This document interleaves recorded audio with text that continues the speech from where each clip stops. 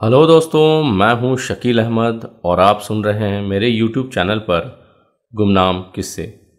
आज मैं ऐसा ही एक गुमनाम किस्सा लेकर के आया हूं जिसका टाइटल है रानी बेटी राज करेगी। कहानी के पहले एपिसोड विदाई में आपने सुना कि शमा की शादी हो रही है और शमा अपने ससुराल अपना तोता भी ले जाना चाहती है। करीम साहब की परेशानियां बढ़ती ही जा रही थी जो बारात आने का वक्त हो रहा था। हालांकि शमा की विदाई पूरे रस्म व रवाज के साथ होती है, लेकिन करीम साहब शमा का तोता उसके सामान के साथ भेजना भूल जाते हैं। अब आगे। शमा की रुखसती के कुछ देर बाद करीम साहब को ख्याल आया कि वो शमा के तोता को सामान के साथ भेजना ही भूल गए। रात के 9 बज चुके थे और उन्होंने इस सिलसिले में किसी को कुछ बताना मुनासिब नहीं समझा। दूसरे दिन जब घर के सारे अफराद नाश्ते में इकट्ठे हुए तो बातों ही बातों में करीम साहब ने कहा, पता नहीं मुझसे कैसे चूक हो गई। शमा की माँ ने अपनी शौहर की तरफ देखा और हैरानी से पूछा, क्या चूक हो गई? करीम साहब ने अपने पेशानी को दबाते हुए कहा, शमा ने मुझे बार बार जोजो को सामान के साथ भेजने के लिए कहा था, लेकिन मैं पता नहीं कैसे भूल गया। शमा की माँ ने कहा, जोजो है तो एक तोता, लेकिन शमा की जान है वो। मैंने कई दफ़ा देखा है, शमा उससे अकेले में घंटों बातें किया करती थी। बहरहाल अब बताओ करना क्या है?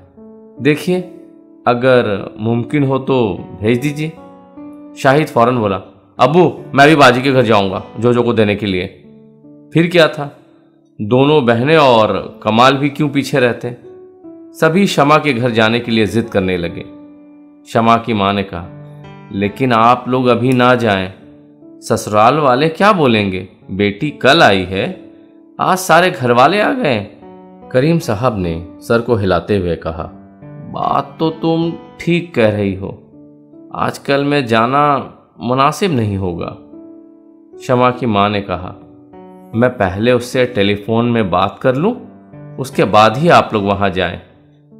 2-4 दिनों के बाद शमा की माँ ने ही करीम साहब को याद दिलाया और शमा के ससुराल फ़ोन लगाने को कहा।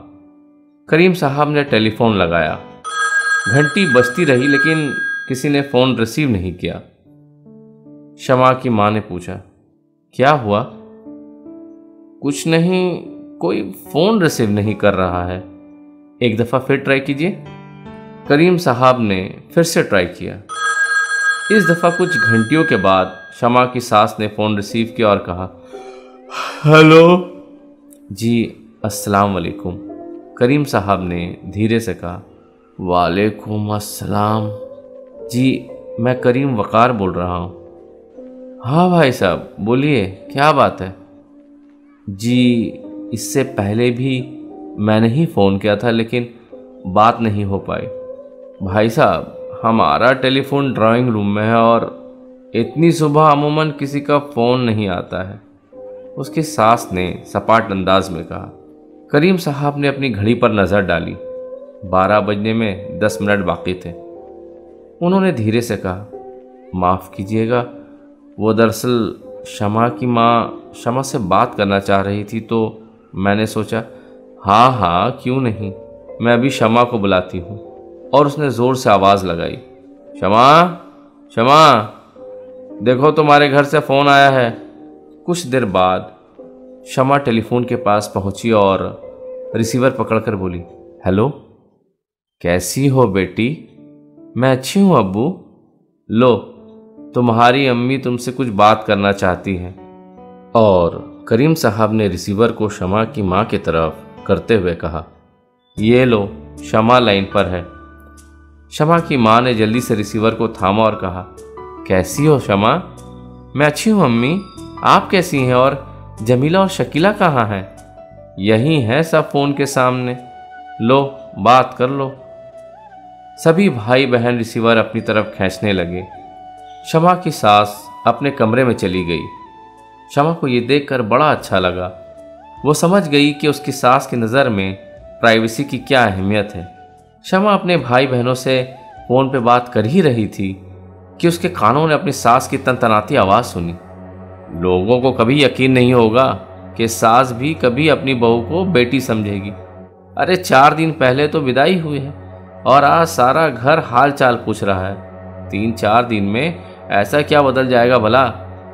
शमा सिटपटा गई और जल्दबाजी में फ़ोन को काट दिया ताकि उसकी सास की आवाज़ उसके घर वाले ना सुन लें, और आहिस्ता से रिसीवर को नीचे रख दिया ताकि दोबारा फ़ोन ना आ सके। शमा अपने कमरे में वापस आ गई। तनवीर कुछ काम से बाहर गया था। शमा बड़ी उलझन में पड़ गई। सोचने लगी कि इस बारे में तनवीर को बताया जाए या नहीं। फिर उसके दिल में ख्याल आया कि शायद तनवीर को बुरा लगेगा। उसने अपने आप को समझा लिया। थोड़ी देर बाद उसकी सास ने उसके कमरे में आकर बड़ी बेरुखी से कहा, शमा, तुम्हारे घर पे भी तो फ़ोन है? जी अम्मी, क्या हुआ? अरे फ़ोन करने के बाद रिसीवर को फ़ोन के ऊपर रखा जाता है, टेबल पर नहीं। जी अम्मी। क्या जी अम्मी? तुम रिसीवर को टेबल पर रखकर चली आई। अब कोई फ़ोन करता होगा तो घंटी कैसे बजेगी? जी, मैं अंदर ख्याल रखूंगी, शमा ने सर झुकाते हुए कहा। तनवीर भाइयों में सबसे छोटा था और उसके बाद एक छोटी बहन थी जो 10वीं क्लास में पढ़ रही थी। बड़े भाई शौकत अंसारी की सरकारी मुलाजमत थी और उनकी शादी एक पैसे वाले घर में हुई थी।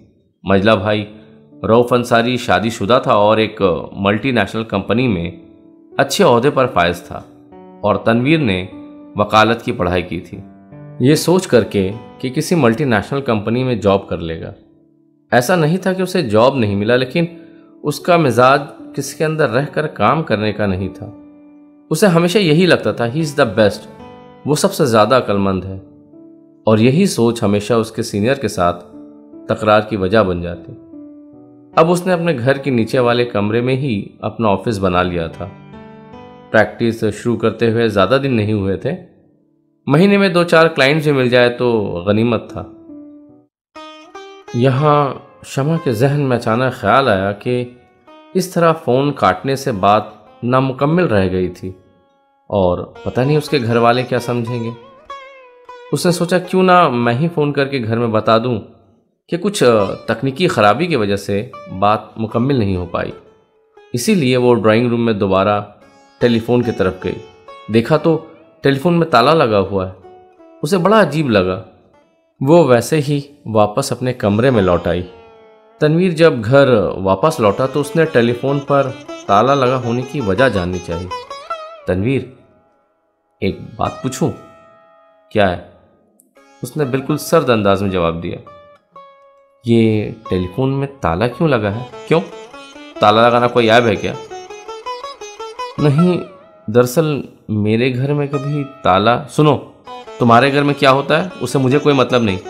अम्मी को घर चलाना होता है, वो तो अपना बजट मेंटेन करेंगी ना। मैं कुछ समझी नहीं, शमा ने तनवीर की तरफ देखते हुए कहा। वो कुछ दिनों से टेलीफोन का बिल बहुत ज़्यादा आ रहा था, इसीलिए अम्मी ने फ़ोन पे ताला लगाकर एक एक चाबी शौकत भैया और रऊफ भैया को दे दिया है। और आपको चाबी नहीं दी? मुझे क्यों देंगी भला? मैं थोड़ी ना बिल देता हूँ। वैसे तो मैं स्टडी बूथ से ही फ़ोन कर लेता हूँ, लेकिन जब कोई अर्जेंट ज़रूरत पड़ जाए तो मैं मिस चाबी लेकर फ़ोन कर लेता हूँ। और अगर मुझे ज़रूरत पड़े तो? शमा ने धीरे से कहा। तुम कोई ऑफिस में थोड़ी ना काम करती हो, तुम्हें किसे फ़ोन करने की ज़रूरत पड़ जाएगी? शमा खामोश हो गई। अच्छा, अपने घर पे फ़ोन करोगी? कोई बात नहीं, शौकत भाभी या रऊफ भाभी से चाबी ले लेना, वो चाबी दे देंगी। लेकिन हाँ, जब फ़ोन करो तो थोड़ा वक्त का ध्यान रखना, ऐसा नहीं कि फ़ोन पे गप्पे मारना शुरू कर दो। शमा खामोशी से तनवीर की बातें सुन रही थी। उसकी आंखें नम हो चुकी थी। वो अपनी बेबसी तनवीर के सामने नहीं दिखाना चाहती थी, इसलिए वो धीरे से अपनी कुर्सी से उठी और कमरे के बाहर निकल आई। तनवीर ने पीछे से आवाज़ लगाई, ज़रा चाय बना देना ना प्लीज़। शमा समझ नहीं पा रही थी कि उसका घर फजूल खर्च है या उसकी ससुराल इतना कंजूस। वो ये नहीं समझ पा रही थी कि शादी के भी कुछ ही दिन हुए हैं और उसके साथ ये बर्ताव। तो दोस्तों, उम्मीद करता हूँ कि ये एपिसोड टेलीफोन आपको पसंद आई होगी। अगर आपको रानी बेटी ये राज करेगी का ये एपिसोड पसंद आया है तो मेरे इस चैनल को लाइक करें, शेयर करें और सब्सक्राइब करें, ताकि इस कहानी का तीसरा एपिसोड सरनेम मैं जैसे ही अपलोड करूं आप तक इसकी नोटिफिकेशन पहुंच जाए। कहानी सुनने के लिए बहुत बहुत शुक्रिया।